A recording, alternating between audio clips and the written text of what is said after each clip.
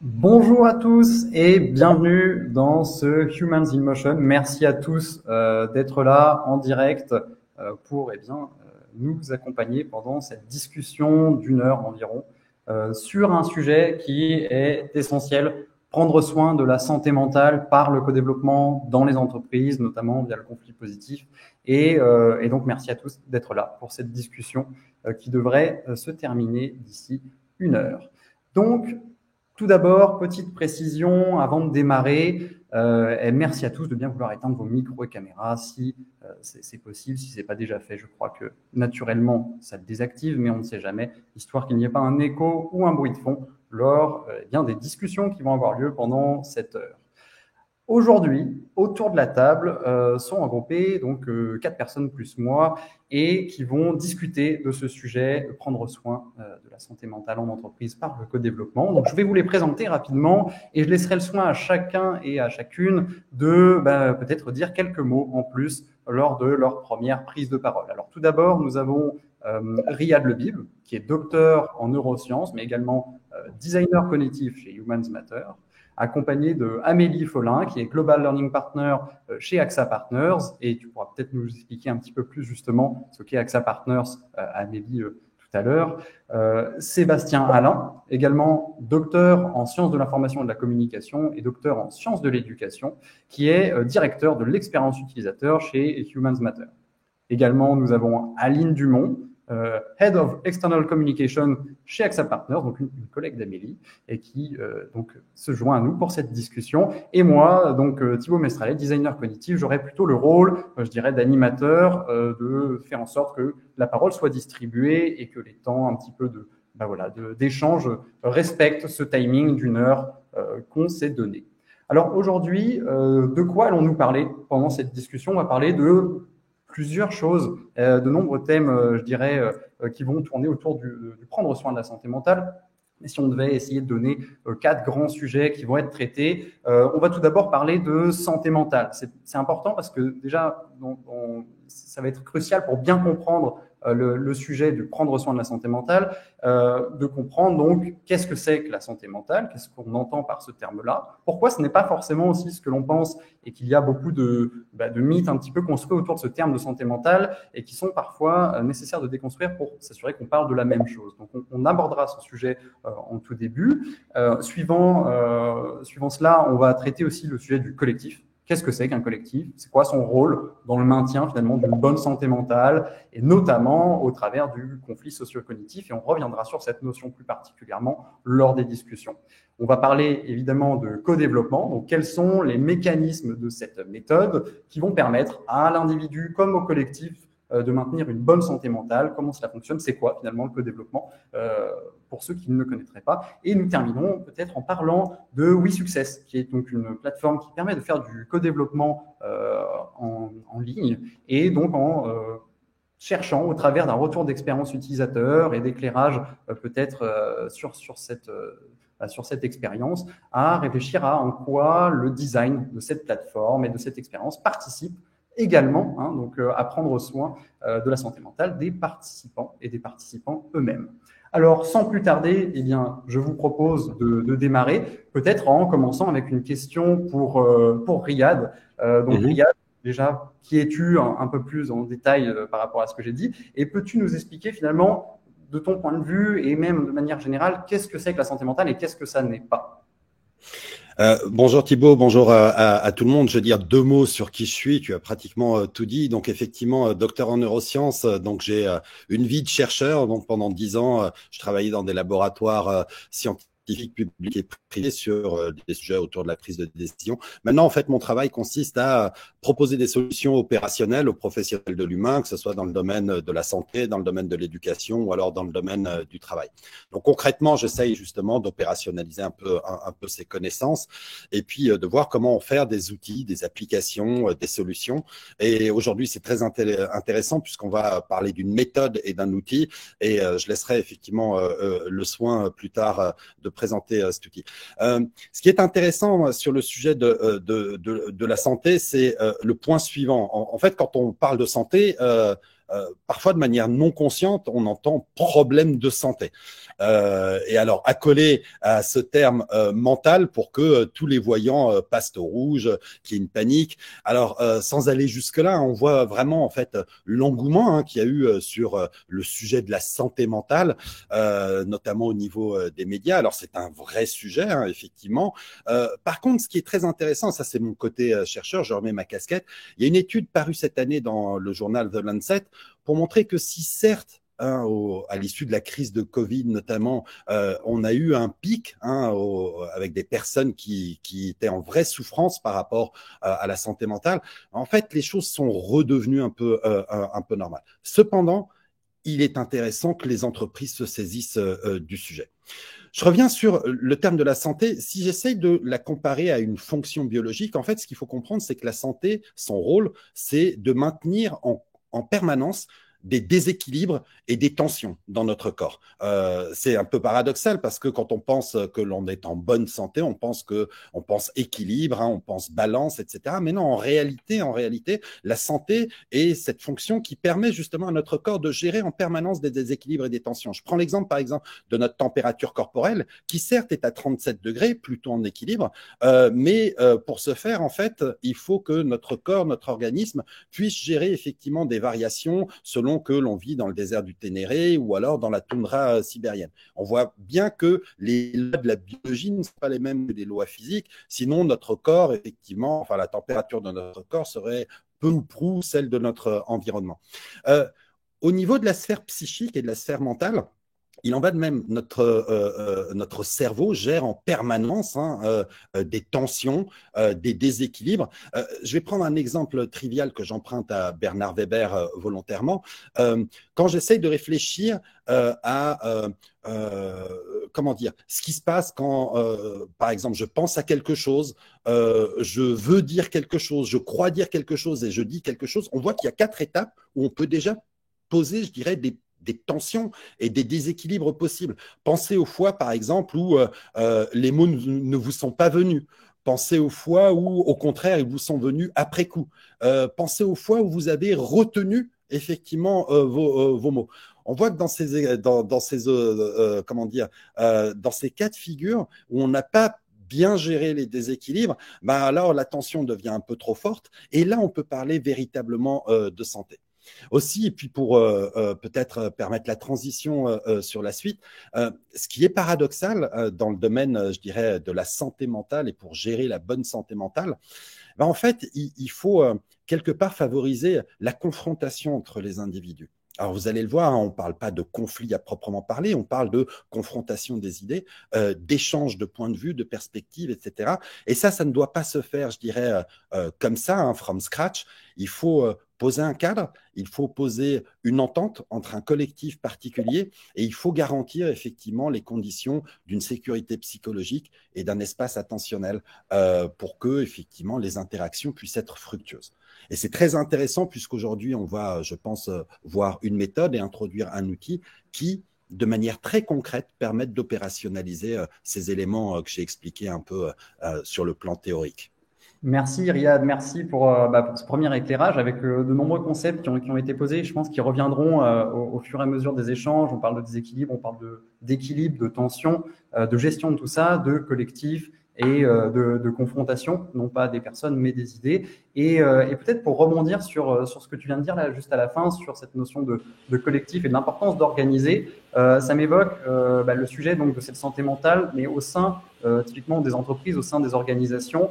En quoi c'est devenu aujourd'hui un sujet essentiel, notamment dans ce qui pourrait être des programmes de développement ou de formation. Et peut-être pour poser cette question, je la poserai à toi, Amélie.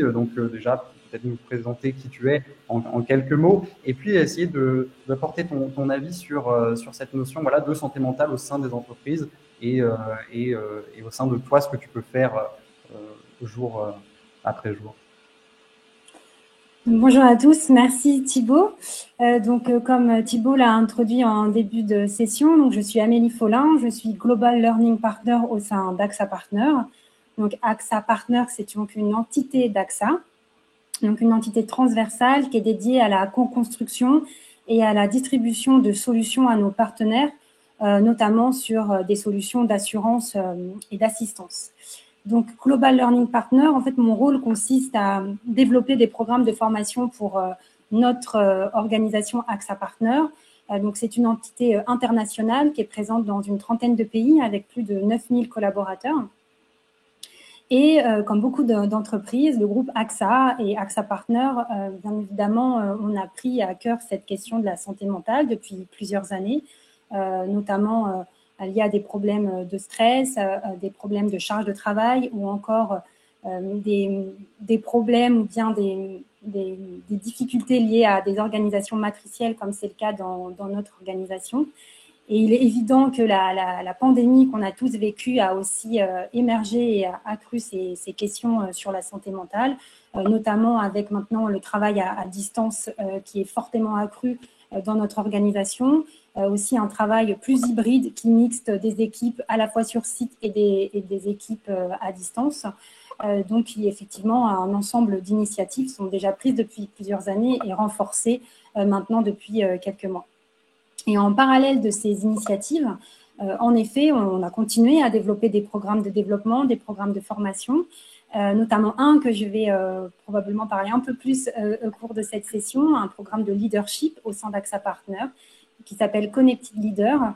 Donc, c'est un programme qui n'avait pas vocation à traiter directement de la santé mentale, mais on a vu a posteriori, comme l'a introduit Riyad, en mettant entre guillemets en confrontation les participants, en faisant émerger la collaboration, la communication, on a vu aussi tous les effets bénéfiques que ça pouvait apporter à l'ensemble de ces participants. Merci Amélie. Eh oui, c'est vrai que ce programme Connected Leader sur lequel on a travaillé ensemble, donc AXA Partners, Humans Matter, et qui intègre notamment du co-développement dans certains de ces aspects. Donc, on reviendra, je pense, et en retour d'expérience et en éclairage peut-être sur ce que le co-développement peut produire finalement au sein d'un collectif. Alors, on parle depuis là, le début, beaucoup de co-développement, évidemment, ça va être un sujet central de notre échange aujourd'hui. Peut-être que ce n'est pas forcément clair pour tout le monde, peut-être que cette méthode n'est pas forcément évidente et ce qu'elle porte comme philosophie également. Pour nous éclairer sur ce sujet, est-ce que Sébastien, tu veux bien te présenter d'abord, mais également nous expliquer finalement qu'est-ce que c'est que le co-développement et qu'est-ce qu'il y a derrière? Ouais, bien volontiers. Bonjour à tous également. Donc, pour rappeler, même si c'était il y a quelques minutes, donc moi, je suis directeur de l'expérience utilisateur chez Humans Matter. Et comme Riyad, il y a cette démarche d'opérationnaliser des théories dans des choses extrêmement concrètes, des parcours, des applications. Donc moi, j'ai un petit versant sur les sciences du design et aussi les sciences de l'éducation. Et du coup, je me suis intéressé à la manière d'apprendre collectivement. C'est ça qui fait aujourd'hui que je vais vous présenter le Codev. Le Codev, alors c'est le petit sobriquet pour dire le groupe de co-développement professionnel, nous vient du Québec. Et c'est une approche, là je vais citer, c'est une approche de formation qui mise sur les interactions entre les participants pour élargir les capacités d'action et de réflexion. Et c'est marrant, c'est dans cet ordre-là, d'action et de réflexion. Qu'est-ce qu'on peut en dire de plus? C'est une méthode d'intelligence collective entre pairs, avec des groupes de 5 à 10 personnes, et un animateur, et là je vais souligner, qui va adopter d'emblée une posture ancrée dans le groupe, donc quelque chose de l'ordre de l'humilité. Enfin, c'est parmi le groupe, c'est pas au-dessus du groupe. On peut dire aussi que c'est rythmé par 6 étapes. Là, je crois qu'on a une petite slide pour illustrer ça. La voici. Super, magnifique. Donc, 6 étapes. Vous en voyez une supplémentaire sur la gauche, la étape 0, on va dire, qui, suivant les cas, est une étape de préparation avant même la séance. Mais on va dire que c'est 6 étapes principales.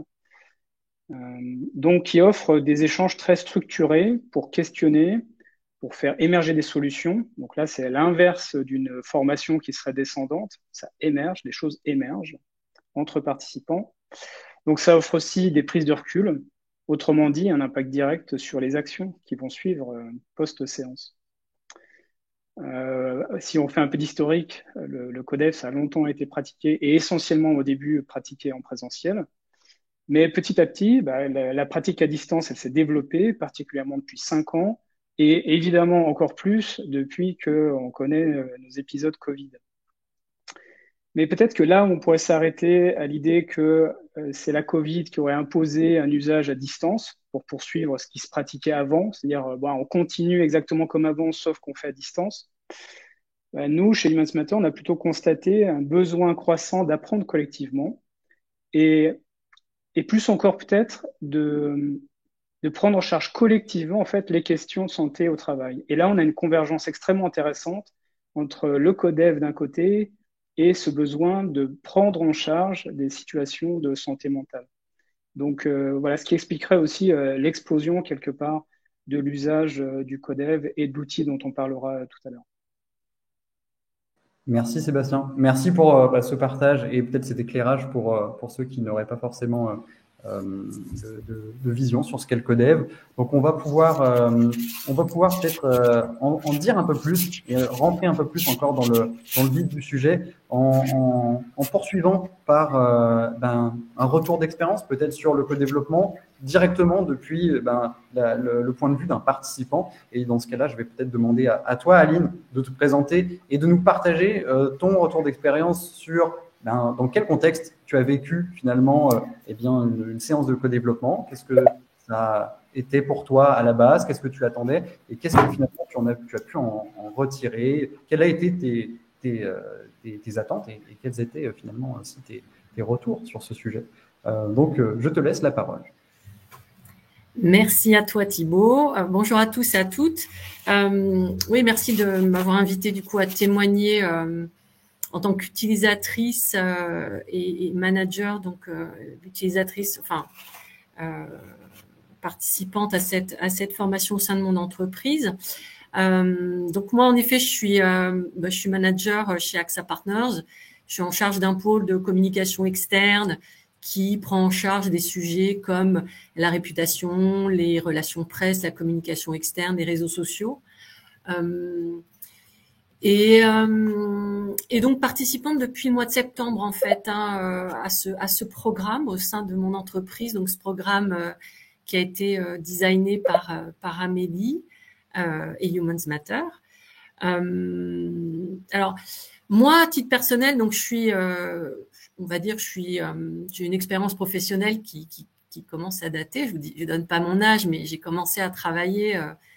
Voilà, on n'était pas encore, c'était pas encore l'internet comme on dit. Hein. J'ai connu le Minitel moi au travail, donc autant vous dire que j'ai vraiment vécu les bouleversements liés des modes de travail liés notamment à l'apparition du digital.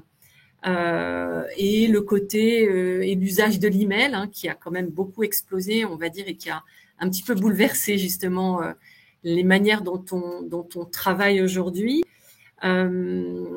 Manager depuis un certain temps et j'ai donc vécu aussi voilà les diverses formations, les divers modes de collaboration au sein de l'entreprise qui sont quand même, on peut dire, passés d'un mode un peu top-down à en effet des prises de conscience au sein des RH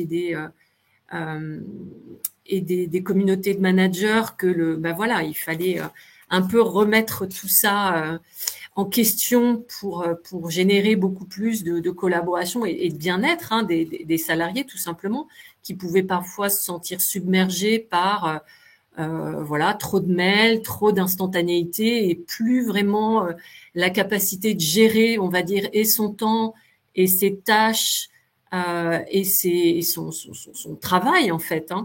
Donc ça m'a pas mal fait réfléchir et moi en tant que manager, j'ai vraiment vécu cette remise en question en effet du rôle de manager qui est passé de la personne qui va-t-on dire, est experte et transmet son savoir, à plus un rôle de coach, d'accompagnant, accompagnateur, accompagnatrice, pour aider justement les équipes, à se concentrer, à être focus, comme on dit, et à pas, à pas se laisser distraire comme ça par gérer des mails, répondre à des sollicitations et vraiment être concentré sur des objectifs mesurable, SMART, etc. Vous connaissez tous ça. Donc voilà, moi c'est ce que et du coup cette formation que je suis,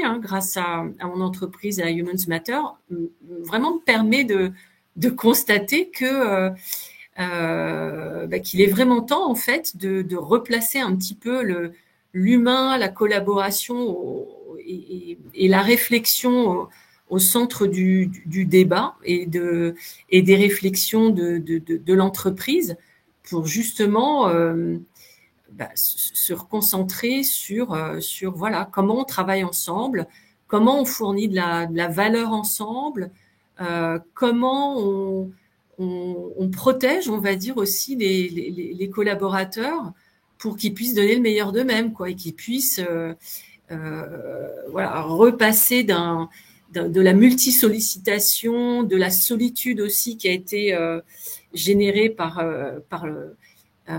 ce qu'on a vécu, les confinements, répétitions, etc. Et accompagner justement l'équilibre vie professionnelle, vie privée et comment on équilibre un petit peu tout ça et comment on évite, on va dire, les renfermements sur soi, ultra connexion, Et donc, vraiment aider ça, voilà. Donc là, tu nous partages en effet donc l'objectif de cette formation que tu suis, c'est ça, qui est, depuis maintenant quelques mois, il me semble. Et finalement, quelle forme est-ce qu'elle prend? Comment est-ce que ce nouvel état d'esprit émerge au travers de cette formation? En fait, moi, à vrai dire, quand je me suis inscrite à cette formation, je m'attendais pas du tout en fait à ce qu'elle prenne cette forme-là. Mais pour le coup, elle prend la forme on est des petits groupes en fait, de quelques participants. On est à peine une dizaine en fait de participants. Chacun en fait, alors outre, on est passé par plusieurs étapes. On a vraiment étape 1, étape 2, étape 3. Donc déjà, c'est très, on va dire, cadencé logiquement, je pense. On a déjà commencé par réfléchir nous-mêmes sur voilà notre positionnement et nous a très vite demandé de réfléchir à une problématique à laquelle on était confronté. Et cette problématique, on a pu, on va dire, chacun émettre la nôtre, voter pour la problématique qu'on souhaitait travailler et on l'a travaillé tous ensemble en petits groupes. Des petits groupes donc de réflexion où l'animateur, en effet, l'animatrice en l'occurrence, bonjour Anne-Claire, spécial bonjour Anne-Claire, qui nous accompagne, a un vrai rôle en effet de participant et donc on est sur un déroulé extrêmement logique où on va dire la personne qui présente cette problématique déjà travaille à la formuler et les participants voilà lui posent des questions. On est chacun participant avec elle à la réflexion de voilà comment on trouve des solutions, comment on résout cette problématique à laquelle elle est confrontée. Donc voilà, on porte pas de jugement. On fait des propositions extrêmement constructives, on réfléchit ensemble de manière très ouverte et on est vraiment sur un mode voilà extrêmement bienveillant, collaboratif, sur des propositions concrètes. On travaille ensemble en fait. Et c'est voilà ce que je disais tout à l'heure est très important, c'est que on réapprend finalement à réfléchir ensemble, à collaborer ensemble, sans jugement de valeur, sans pression, voilà, en extrême bienveillance. Et c'est extrêmement rafraîchissant. Voilà, ça fait vraiment beaucoup de bien de prendre ce pas de côté et de réfléchir ensemble à quelle est la problématique en l'objectivant, on va dire, en la mettant en dehors de nous et en se disant voilà, c'est pas juste mon problème, c'est une problématique rencontrée en entreprise. C'est pas juste le problème d'Aline ou d'un tel. C'est voilà, c'est quelque chose sur lequel on travaille et sur lequel on progresse. En tant que groupe et que collectif. Donc pour remercier pour ce partage d'expérience, ce partage de ton vécu dans donc une formation qui intègre du co-développement. Et si je comprends bien, moi, de ce que j'en retiens, c'est ces instants d'organisation de la bienveillance et du travail collectif où chacun va adopter une posture finalement assez basse et écouter les autres. Il n'y a pas de jugement et on va travailler ensemble pour traiter des problématiques finalement qui sont communes à plusieurs personnes parce qu'on vit un quotidien qui aujourd'hui est très sollicitant et nécessite voilà de savoir s'adapter. Donc on bénéficie du collectif comme ça. Peut-être Sébastien ou Riyad, avez-vous une envie de rebondir sur ces sujets-là. Sinon, j'aurais une question pour vous, si ce n'est pas le cas. Moi, je veux bien juste souligner, merci vraiment pour ce partage. J'entends l'histoire du cadre derrière, qui fait que des personnes avec qui pourtant on a l'habitude de travailler, de rentrer dans un autre cadre, avec ce tiers externe là, qui est l'animateur, qui va impulser une nouvelle dynamique, une nouvelle façon justement de se positionner les uns les autres, déclenche quelque chose de très différent et autorise un cadre de parole bien particulier, qui a un temps consacré, un peu isolé du reste, où la dynamique va être tout à fait différente. Et vraiment, Aline, je rejoins le côté où on réapprend certaines choses que l'immédiateté ou que le fonctionnement des entreprises, quelque part, a peut-être un peu mis de côté ou simplement nous permet moins de voir. Donc là, on revient sur des choses essentielles de partage, de communication. Et si je peux juste compléter d'une petite phrase, c'est vrai que la méthode qui est posée effectivement par cette approche permet simplement, et ça peut paraître anodin, mais ça permet, je dirais, d'écouter pour comprendre plutôt que d'écouter pour répondre, chose que l'on fait spontanément, effectivement. Et c'est bien la raison pour laquelle, on le disait un peu en préambule, hein, favoriser la confrontation, mais c'est pas une joute oratoire. On n'est pas effectivement dans de la rhétorique, on n'est pas effectivement dans celui qui parle le mieux, etc. On est vraiment effectivement dans un espace, hein, où on va créer les conditions pour pouvoir, je dirais, en bonne intelligence, hein, et ça je reprends un terme qui est dans le chat, en bonne intelligence, permettre au collectif de co-construire des éléments de solution pour et par le collectif. Alors, je vois une question, si je peux me permettre, dans le chat de F-Rock. Bonjour F-Rock. Qui me demande si je l'ai appliqué, est-ce que ça marche, est-ce qu'il y a des difficultés. Donc, moi je suis en plein dans ce cycle de formation, mais qui est l'animateur, un interne, un externe? Donc, l'animateur, c'est une personne de chez Humans Matter. Et est-ce qu'on l'a appliqué? Alors, oui, je peux vous dire que dans la session de co-construction que j'évoquais, hein, on prend une problématique, on la sélectionne, on réfléchit tous ensemble. Moi, ma problématique n'a pas été sélectionnée, mais les problématiques de mes collègues ont été sélectionnées et certains ont vraiment appliqué immédiatement des conseils et des solutions qu'on a partagées ensemble. Et effectivement, ça pouvait paraître très évident, ces solutions qu'on lui donnait, mais qu'on leur donnait. Mais en effet, voilà, on était tellement plongés, mes collègues étaient tellement plongés dans leur quotidien et la tête dans le guidon, etc., que voilà, soit ils n'y pensaient pas, soit ils avaient des difficultés à faire ce pas de côté, comme je disais tout à l'heure. Et oui, donc concrètement, je peux vous dire que ils l'ont appliqué et que ça a tout changé, je pense. Enfin, certains l'ont dit en tout cas, que ces conseils qu'on se donnait ensemble ou ces solutions très pragmatiques avaient tout changé en fait. Donc, Peut-être un tout petit point. Tout à l'heure, je parlais de l'étape 0, sur laquelle je suis passé un peu vite là, pour focaliser les 6 grandes étapes. Mais Aline, tu parles du temps finalement où chacun partage des problématiques. Et puis, il y en a une qui sort en fait plus que les autres. Donc, je pense que vous avez utilisé une méthode avec un vote qui est anonyme, si je dis pas de bêtises. Oui, absolument. Ouais. Parce que parfois, ça se fait en émergence avec le groupe, chacun donne ses problématiques et chacun vote à main levée ou en tout cas se déclare sur les problématiques, ce qui amène certains jeux peut-être sur l'affect, le choix des personnes plutôt que les problématiques. Donc nous, c'est vrai que la façon dont on procède, c'est avant tout les idées et après, bien sûr, il y a les personnes derrière, évidemment. Mais l'avantage de faire comme ça, c'est-à-dire de voter de façon anonyme, ne sachant pas qui porte la problématique, c'est qu'on va davantage embarquer des personnes qui vont être intéressées, puisque celle qui ressort quelque part, ça veut dire qu'il y a davantage de personnes qui s'y intéressent. Et ça permet de souligner aussi le fait que, bien sûr, il y a un porteur de problématique qui vient, alors déjà, c'est pour lui d'être écouté, de pouvoir poser son problème, c'est très important. Mais en plus, on sait qu'il y a d'autres personnes qui sont intéressées, puisque cette problématique est sortie. Donc, on sait aussi qu'on va faire bénéficier l'ensemble du groupe, ou du moins une grande partie du groupe déjà, parce qu'ils viennent chercher des choses en même temps qu'ils viennent en donner. Ils vont être consultés, ils vont apporter des idées, mais ils vont repartir avec des choses. Et pour construire aussi sur cette discussion-là qui émerge entre ce qu'a dit Aline tout à l'heure, ce que tu dis Sébastien, j'ai entendu Aline dans ce que tu disais, une forte part de ton expérience est liée aussi au rôle de l'animateur, en fait, à cette personne qui va organiser ou aider, faciliter la discussion. Quelle est toi ton expérience en fait sur ce rôle-là? Et peut-être après, je laisserai la parole à qui voudra pour construire sur ce que tu vas nous raconter.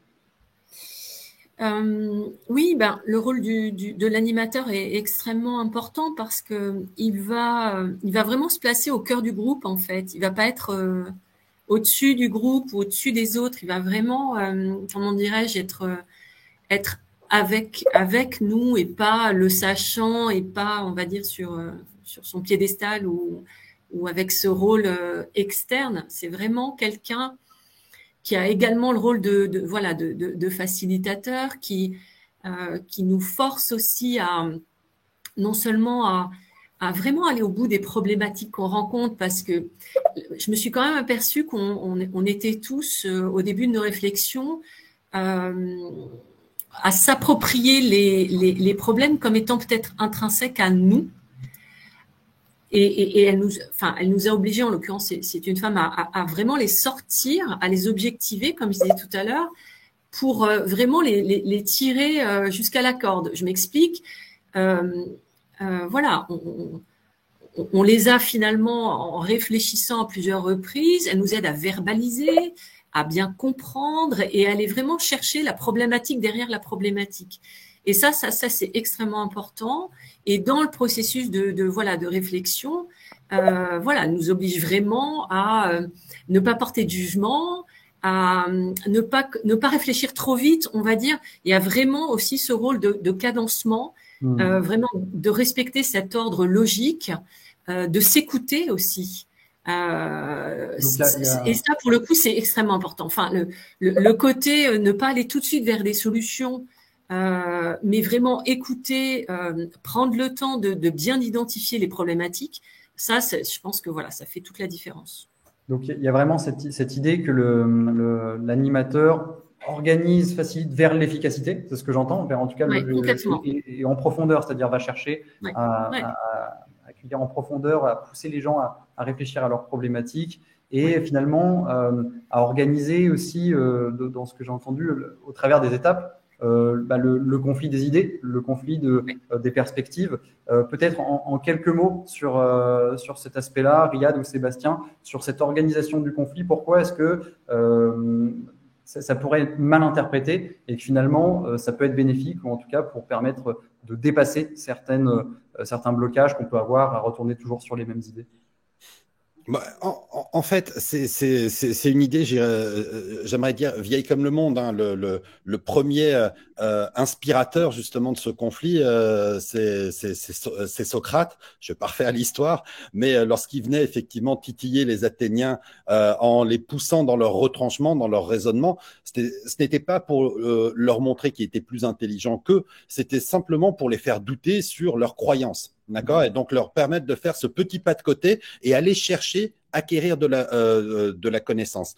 Et alors il y a plein d'ouvrages en fait qui montrent les bienfaits entre guillemets de favoriser justement cette confrontation au sein des équipes plutôt que à chaque fois la mettre sous le tapis. Bien sûr, il faut savoir l'organiser comme je l'ai dit. La première bonne chose, c'est que quelque part le conflit permet de chasser un peu ou d'évacuer les mauvaises idées. En fait, on a plein de mauvaises idées et il faut que le collectif puisse se réunir sur les bonnes. Alors je dirais, ça veut pas dire qu'il faut frontalement montrer dire que l'idée est mauvaise. Faut le montrer, ou faut amener la personne à comprendre. Et il faut que le collectif ensemble puisse capitaliser ses efforts, etc., sur de nouvelles idées qui vont émerger, qui vont améliorer ensemble, qu'ils vont co-créer, etc., etc. Donc c'est là, enfin, quand on parle du conflit ou de la confrontation, c'est vraiment dans cette sphère, je dirais, des idées et non pas des personnes que l'on se situe. Merci Riyad pour cet éclairage. Je vois des questions passer dans le chat ou dans l'onglet questions-réponses, donc n'hésitez pas à les poser dans l'onglet questions-réponses. Et donc notamment, il y avait une question sur la difficulté de peut-être organiser ça dans une entreprise où les gens ont tous du temps qui est pris par telle ou telle activité. Et peut-être sur ce sujet, est-ce que Amélie, toi, tu peux nous partager un petit peu l'expérience que tu as pu avoir dans la création de ce programme qui était Connected Leaders pour les managers de managers notamment, et comment finalement le Codev a pu s'intégrer là-dedans, qu'est-ce que ça a créé autour du collectif et comment ça s'est inscrit finalement, eux, dans leur quotidien.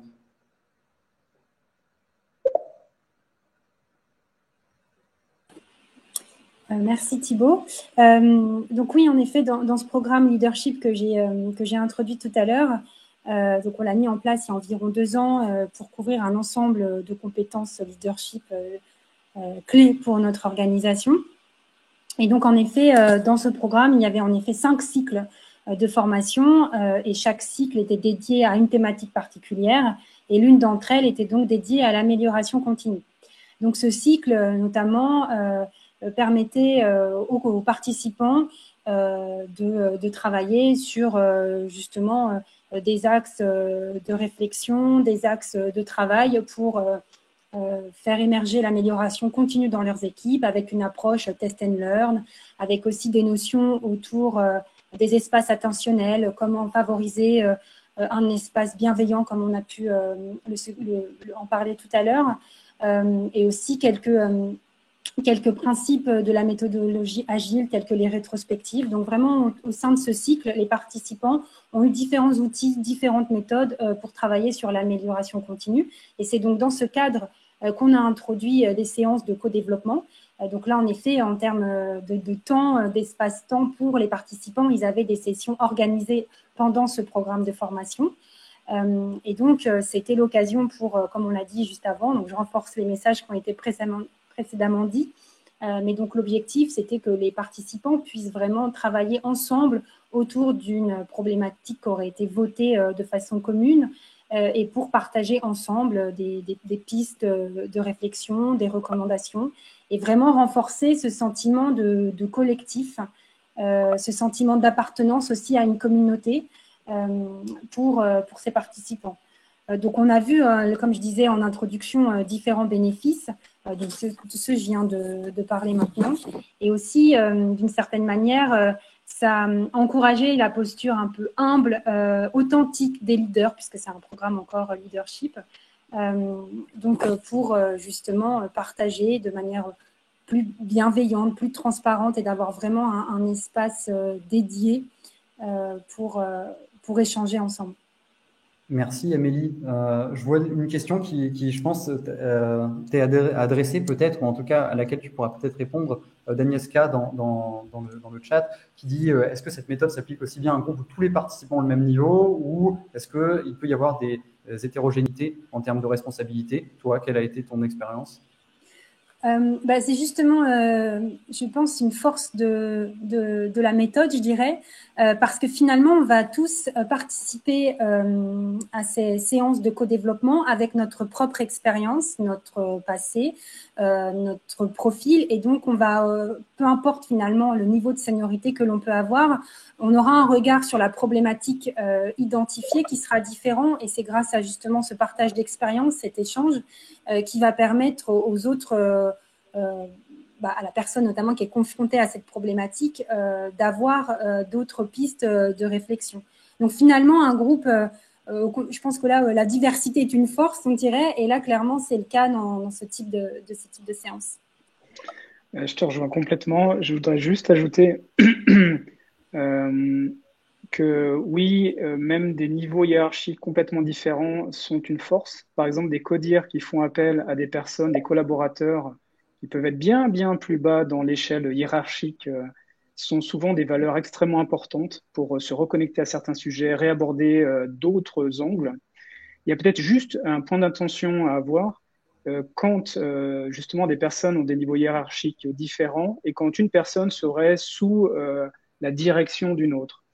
Où là, quelque part, on peut empêcher la parole, empêcher de la libérer parce qu'on sait qu'on est surveillé ou qu'on est sous le cadre de. Donc, dans ces cas-là, ce que l'on préconise, s'il y a des niveaux hiérarchiques différents, c'est qu'il n'y a aucun rapport dans les activités. C'est-à-dire qu'ils ne sont pas dans la même pyramide. Si on parle de ça, quand bien même les entreprises sont de moins en moins pyramidales, que ça soit sous une autre branche, on va dire comme ça.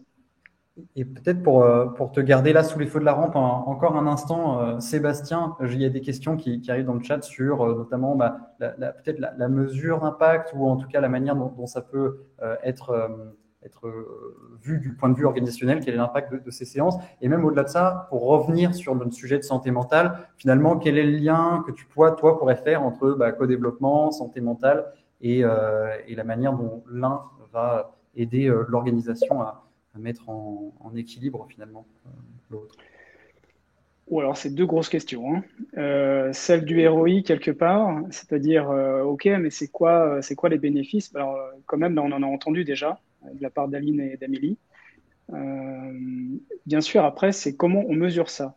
Pour le coup, je vais peut-être réserver cette question sur un autre temps d'échange où on va parler d'un outil et là revenir sur la manière de pouvoir mesurer des choses, justement, d'objectiver. En fait, ça, c'est un sujet. Objectiver, ça ne veut pas dire dévoiler ce qui se passe dans ces séances. Le caractère confidentiel est extrêmement important parce que c'est lui qui permet notamment de libérer la parole, libérer les sujets. Donc, il faut doser finement et peut-être juste pour boucler sur ce point-là avant d'y revenir, il faut peut-être changer de lunettes aussi pour regarder. C'est-à-dire quand on parle de ROI, en fait, qu'est-ce qu'on veut regarder? Et il faut peut-être avoir les bons indicateurs. Donc maintenant, si on va justement sur le sujet de la santé mentale, Ria tout à l'heure a bien expliqué qu'il y avait sujet de confrontation des idées et pas des personnes, sans quoi, en fait, là aussi, la parole va être compliquée, va se tendre, et on ne va pas sur le sujet, en fait. On va se confronter entre personnes. Ça, c'est un point important. Et là-dedans, pour que ça puisse exister, donc le mot bienveillance, c'est beaucoup ressorti déjà. Il y a un autre terme dans les sciences cognitives qu'on utilise, c'est le terme d'aménité. C'est-à-dire cette façon de traiter avec égard, sans rudesse. L'animateur, c'est son rôle premier. Il arrive et il porte ça. Et parce qu'il travaille avec le client dans un premier temps pour faire accoucher une première version de cette problématique, c'est ce que décrivait Aline, quelque part, le porteur de cette problématique, il va rentrer dans cette posture aussi. Et tout le groupe, avec un peu un effet domino, en fait, va changer de cette posture d'apparat pour rentrer dans l'expérience et descendre vraiment dans une relation très particulière, avec cette relation d'aménité. Et là où je fais le pont, peut-être quelque chose de plus large, parce que là on parle du groupe, mais après on peut étendre ça donc plus largement à l'organisation. C'est l'idée que ce terme-là, aménité, en fait, je l'ai retrouvé dans une autre notion, on parle d'aménité environnementale. Et ça qui dit que, en gros, c'est tout aspect de l'environnement appréciable et agréable pour l'humanité. Mais dès lors qu'on se dit ça, on se rend compte quand même que l'entreprise en elle-même doit être ce cadre environnemental appréciable et agréable pour ceux qui y travaillent. Donc, il me semble que le codev est une modalité, en fait, pour passer de cette aménité entre personnes, là, sur des sujets, des problématiques, à une façon d'interagir beaucoup plus large, en fait, qui va irriguer l'entreprise parce que les petits pas de côté, à force de les répéter, on commence à imprimer et puis on retrouve des choses assez essentielles dans la manière de vivre les uns les autres au travail et donc de prendre soin des problématiques et donc de prendre soin de la santé mentale des uns et des autres. Parfait, merci pour cette réponse extrêmement claire et profonde et complète. Merci encore Sébastien. Aline, pendant que Sébastien parlait, je te voyais hocher la tête. Il me semble que tu en tout cas été totalement en accord avec Oui. ce qu'il disait. Peut-être que j'aurais une question pour toi, peut-être plus concrète. Il y a des questions sur la manière dont ça se passe dans le chat ou vraiment concrètement. Toi, donc pour ces séances de co-développement, tu as notamment utilisé WeSuccess. Ouais. Est-ce que tu peux nous en parler un tout petit peu, ton point de vue, et quelle a été ton expérience avec cet outil? Oui, bien sûr. Oui, complètement en accord parce que vraiment, je me suis reconnue dans cette description et c'est vraiment ce qu'on vit dans notre groupe actuellement. La plateforme, en fait, je dirais qu'elle est vraiment au service de cette démarche dans le sens où voilà, elle contient vraiment les étapes, on va dire de logique de traitement, on va dire, enfin déjà d'identification, de reformulation de la problématique, ensuite ces étapes où chacun va réfléchir et proposer ses solutions de manière vraiment bienveillante et constructive. Donc, on va dire que elle est vraiment faite pour accompagner ce déroulé logique. C'est pas, on va dire, on n'est pas dans le Teams, on n'est pas dans c'est quand même assez cadré et c'est là aussi où le rôle de l'animateur est essentiel parce que on est quand même sur un groupe de travail. On veut vraiment aboutir à la fin de la séance qui dure de mémoire 1 heure à des résultats très concrets, à des solutions très concrètes. Donc pour le coup, la plateforme, voilà, vraiment contient ces espaces. On est tous en visio, donc il y a quand même ce côté, on est là, on se voit, on s'identifie, on échange. Donc il y a quand même ce côté, on est sur ce groupe et on interagit ensemble. Donc on n'est pas sur quelque chose de froid, mais aussi sur ce cadrage, on va dire, pour arriver à un résultat. Donc c'est pas on n'est pas sur du brainstorm et ça part dans tous les sens et finalement on arrive à la fin, on ne sait pas trop ce qu'on doit faire. On est vraiment sur une recherche aussi d'efficacité, de choses très très concrètes. Et ça, pour le coup, et la plateforme et l'animateur aident à vraiment arriver à ces résultats très concrets et très tangibles. Et pour le coup, qui évite la frustration d'un manager, d'un participant qui sera à la fin et qui se dirait mais qu'est-ce que je fais maintenant, quoi ? Comment j'applique Voilà. Donc oui, il y a cette notion de permettre encore une fois cette efficacité, peut-être également aussi le suivi, la construction, et en effet dans le sens où et Sébastien peut-être ou Riyad ou Amélie pourraient en parler un peu plus. Il y a eu cette intention derrière le design, je pense, de WeSuccess qui avait été co-designé avec les créateurs de la méthode, donc de soutenir, d'embrasser finalement le co-développement. Est-ce que quelqu'un peut apporter un peu plus d'éclairage sur ce sujet ? Sébastien, peut-être. Oui, moi je peux prendre la suite. Merci Lynn d'avoir amorcé. On a prévu quelques slides, donc je peux les parcourir assez rapidement. Mais alors, entendons-nous bien, là, je vais parler d'un outil. Si je m'en tenais au niveau technique, en fait, on perdrait complètement le sujet. Donc, je vais essayer de parler de cet outil du point de vue justement de l'attention portée aux personnes, avec la conception qui est effectivement la croisée du codev et du design cognitif. On a conçu cette plateforme avec Claude Champagne, qui est donc un des co-auteurs de la méthode. Alors, en bref, WeSuccess, c'est une solution d'animation de groupe, ça je pense que tout le monde aura compris, qui renforce la qualité des interactions pour tirer le meilleur, la quintessence, on va dire, de l'intelligence collective et développer les apprentissages que l'on a compris s'appliquent dans ce sujet précis à la santé mentale. Donc en 4 slides, je vais mettre le focus sur certains points. Si tu peux avancer sur le premier, Thibaut. Il y a le sujet tout à l'heure qui était posé de comment on objective, comment on mesure. Bon, ben, nous, effectivement, il y a plusieurs points qui nous permettent de regarder des choses. Il y a une prise de température amont-aval de l'état d'esprit du groupe. Donc ça, c'est au sein du groupe. Il y a un bilan intégré qui permet de récupérer des verbatims et des notations. Alors ça, c'est du quali et du quanti, je vais le dire comme ça, pour objectiver la qualité des séances, de ce qui est perçu par ce qui est fait. Et puis, si on prend un peu de distance, c'est-à-dire au-delà de ce qui se passe pour le groupe, il y a toutes les problématiques qui ont été soumises, la récurrence des sujets.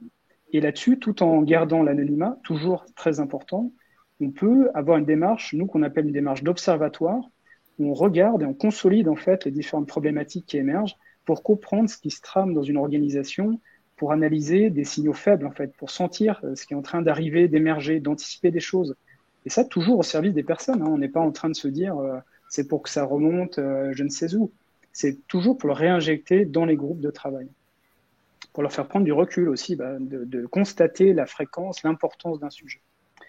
La slide suivante, on peut parler aussi de tout ce qui est mis en place sur l'engagement. On l'a dit, ce qui est important, et encore plus dans les sujets de santé mentale où il y a beaucoup de tabous, c'est qu'il faut libérer la parole. Et pour faire ça, il faut une interface qui soit facilitante, qui encourage la participation. Donc tout le design a été orienté là-dessus aussi. Avec côté animateur, panoplie de fonctionnalités qui l'aident justement à être vigilant sur ce qui se passe pour les uns et pour les autres. Donc de suivre notamment la prise de parole, ne pas laisser quelqu'un sur le bord de la route. Vous allez me dire, peut-être c'est évident, c'est le rôle de l'animateur de faire ça. Mais quand il y a 10 personnes, comment être suffisamment vigilant à tous ces points la plateforme, elle vient soutenir cet effort-là. Et puis peut-être sur le terme d'engagement et sur des sujets chauds parfois, la plateforme design même a été conçue pour que la gestion des données, elle soit à la main du groupe. C'est-à-dire que l'animateur, à un moment, il va dire qu'est-ce qu'on fait de tout ce qu'on a travaillé, tout ce qu'on a écrit, etc. Et c'est le groupe qui va décider si oui, on garde tout et on produit un relevé de séance. Oui, on garde tout, mais on enlève les photos parce que quand même ce jour-là, j'étais pas coiffé comme je voulais, l'arrière-plan était pas joli. Et on peut aller également à supprimer les noms, donc anonymiser.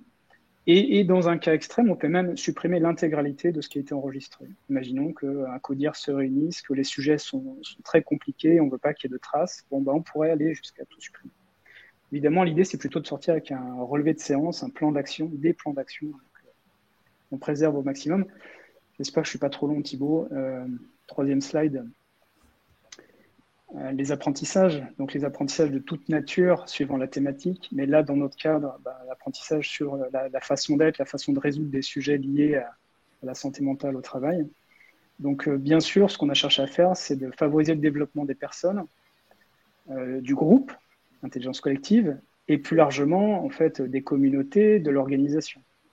Et de ce point de vue-là, et là je rebondis, merci pour le pont Riyad tout à l'heure, sur les théories du conflit cognitif, où l'animateur est en capacité de voir avant les participants toute la matière en fait qui est proposée. Et ça lui permet en fait d'anticiper beaucoup de choses, de rapprocher des choses qui peuvent être divergentes pour que les personnes nécessairement ont besoin de se positionner.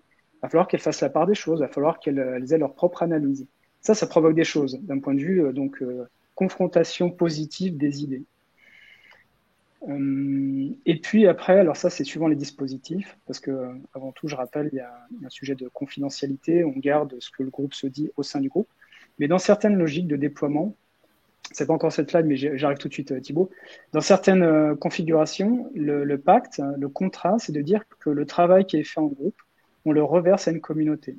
Et donc après, on a un catalogue de relevés de séance qui servent une communauté avec des bonnes pratiques, des pistes de solutions dans différents cas de figure par rapport à différentes problématiques. Et donc, le dernier point, puis après, vraiment, je m'arrête, promis, la mutualisation. Parce que prendre soin des gens, c'est déjà de prendre soin de leur effort pour être en séance. Il faut prendre le temps, ça, clairement, Amélie, tu l'as souligné, ça fait partie du parcours et on dégage du temps. Et qu'est-ce que c'est important de prendre du temps quand on a des sujets à traiter.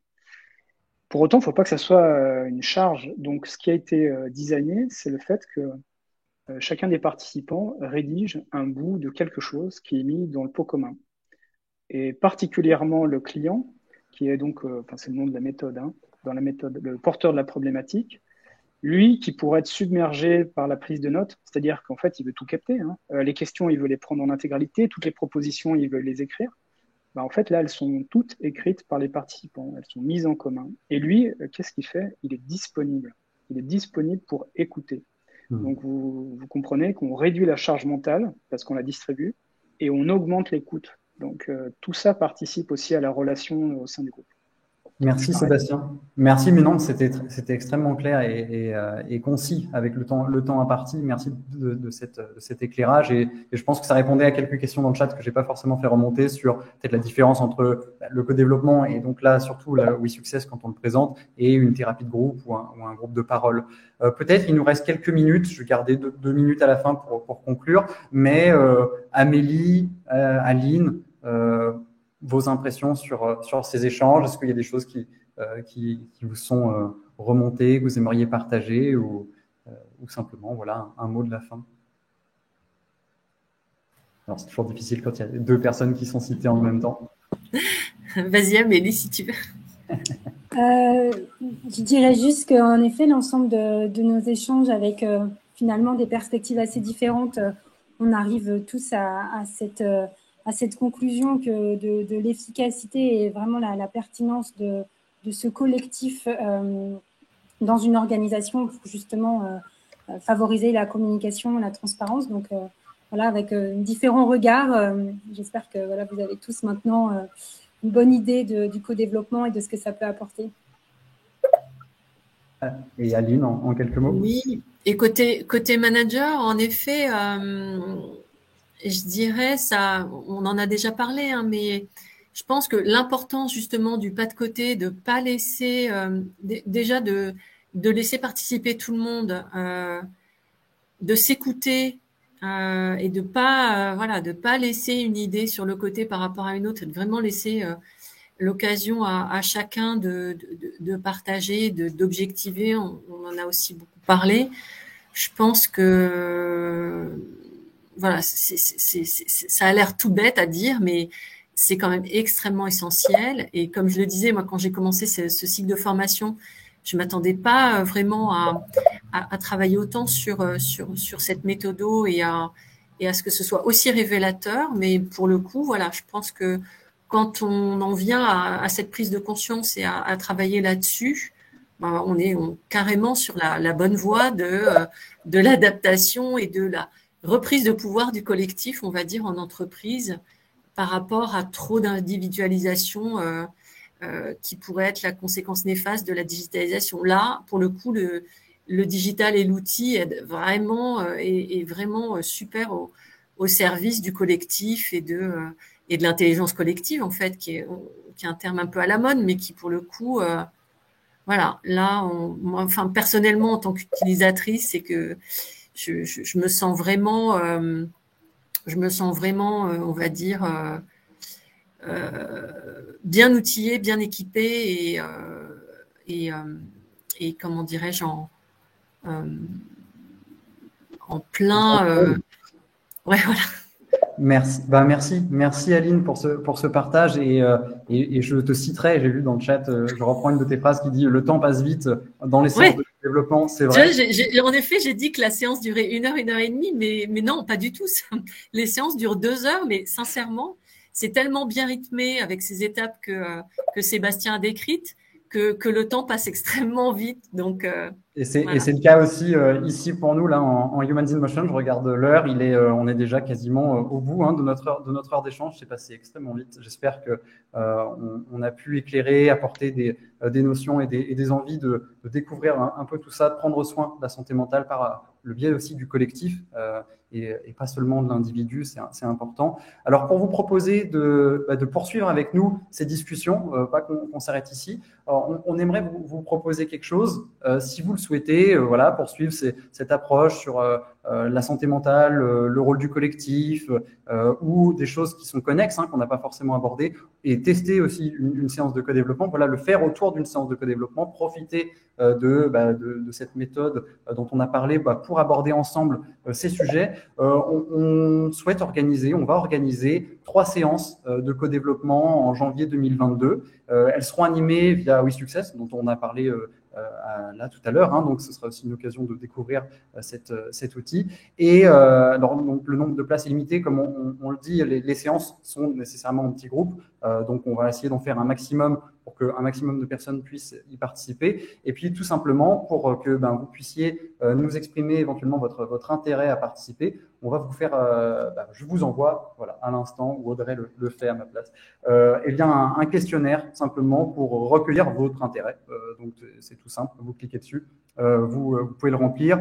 Dedans, en fait, ça va aussi, je vous spoil un peu, mais ça va aussi être la première étape finalement de la séance de co-développement. Comme le disait Sébastien, il y a cette étape de préparation. Et comme le disait Aline, au départ, on renseigne une problématique et puis ensuite, on voit, selon les problématiques remontées, lesquelles parlent au maximum de monde. Eh bien, ce sera le cas dans ce questionnaire. Vous allez pouvoir partager une première problématique. Alors, prenez le temps d'y réfléchir. Et puis voilà, remplissez simplement le questionnaire et on reviendra vers vous pour organiser ces séances dès que possible en janvier. Merci à tous, merci Amélie, Sébastien, Riyad, Aline pour votre participation. Merci aux personnes qui étaient en direct dans le chat, qui ont posé des questions, qui ont animé également cette discussion de leur retour et de leur rebondissement. Merci beaucoup, c'est vraiment toujours un plaisir de voir qu'il y a de l'activité et de l'intérêt sur ces sujets qu'on traite et qui sont importants. Donc, je vous dis à la prochaine pour la suite de notre campagne sur ce sujet de la santé mentale. Donc, il y a un premier Humans in Motion qui a été déjà tourné, qui est disponible en replay sur comment l'adresser au travers de la formation. Aujourd'hui, on était sur le sujet, comment traiter ce sujet au travers du co-développement. Et donc, un replay sera disponible bientôt si vous souhaitez le partager à des gens que vous connaissez. Et en janvier, on en parlera au travers du prisme de l'entraînement. Et bien en février, donc on a déjà la date pour cette séance-là, ce sera au travers de la mesure. Donc, un sujet éminemment actuel et important à traiter. Donc voilà, restez connectés, suivez éventuellement la page Humans Matter sur LinkedIn si vous souhaitez avoir des infos sur ces dates. Et puis, en espérant vous y revoir, je vous souhaite une excellente fin de matinée et à très bientôt à toutes et à tous.